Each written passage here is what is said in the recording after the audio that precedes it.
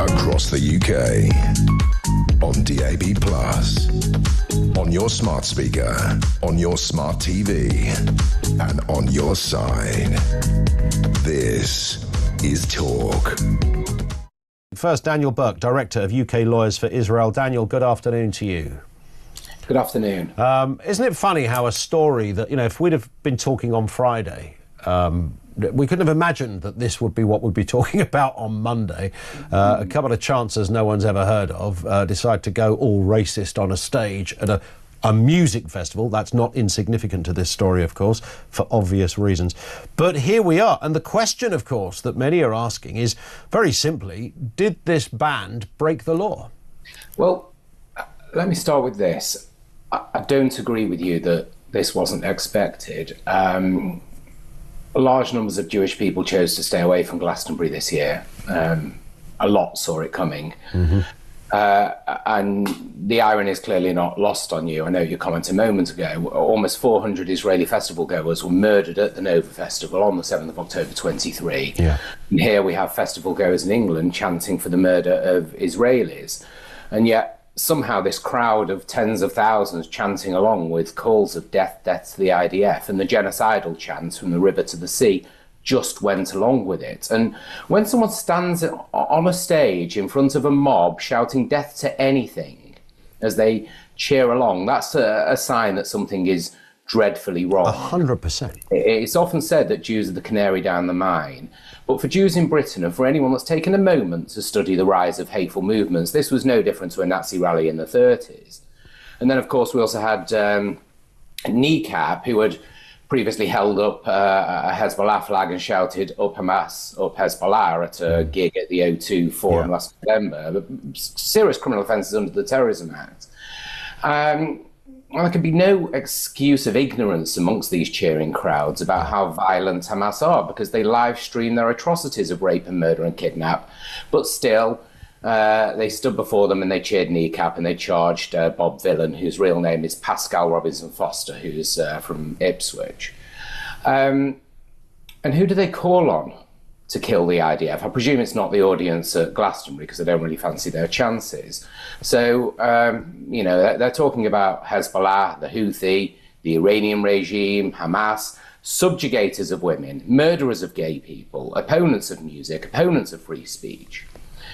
Have they committed offences? Well, Mr. Robinson Foster has been reported by my organisation, UK Lawyers for Israel, for breaching Section 5 of the Public Order Act 1986 because he's used threatening and abusive words and behaviour within the hearing or sight of people likely to be caused harassment, alarm and distress. And he may have also breached Section 18 of the Public Order Act by using threatening, abusive words and having regard to the circumstances that racial hatred was likely to have been stirred up. Because, be in no doubt here, death to the IDF means death of Jews. Yeah. Yes, the soldiers of the IDF are mainly Jewish, not exclusively. There are Muslims in the IDF, there are Druze, there are Christians, and there are people who are entirely irreligious, defending the only Jewish state in the world, which itself was reborn from the ashes of the Holocaust. Indeed. And I made this very point at the beginning. I mean, this was sort of anti-Semitic bingo, and they got a full house over there at Glastonbury this weekend. I mean, it was incredible to watch, and incredible to see it given such a sort of free pass. I think the audience were kind of probably slightly sheepish on this and followed a chant. Half of them wouldn't have a flipping clue, where Gaza was on a map, or what the IDF even stood for that matter. But I'm not allowing that to go unchecked. I'm merely making the point that this is the sort of danger of people standing up there with a platform, because you can almost, have this hypnotic effect on the masses. And we've seen that through history. And I think the words of Mark Twain have never been so true. When you find yourself on the side of the majority, it's time to pause and reflect. Yeah. But let's also perhaps consider the complicity of the BBC in this. And I use the word complicity intentionally, because they chose to screen this.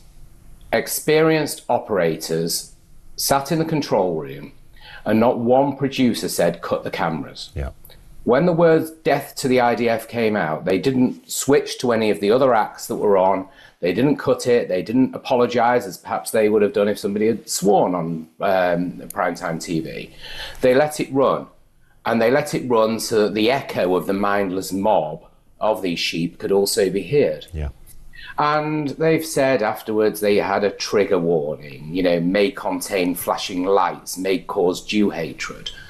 But the BBC has been complicit in propagating anti-Jewish hatred. The independent Assassin report, which I know was covered on your programme some time ago, identified over 1,500 breaches of the BBC's own guidelines. And it's who watches the Watchman, because they do make their own decisions as to whether or not they've breached it. And these range from falsely claiming that Israeli missiles had hit the Al-Ahli hospital when in fact it was a misfired Hamas rocket, to paying something like £400,000 of public funds to produce a documentary that was narrated by the son of a Hamas leader.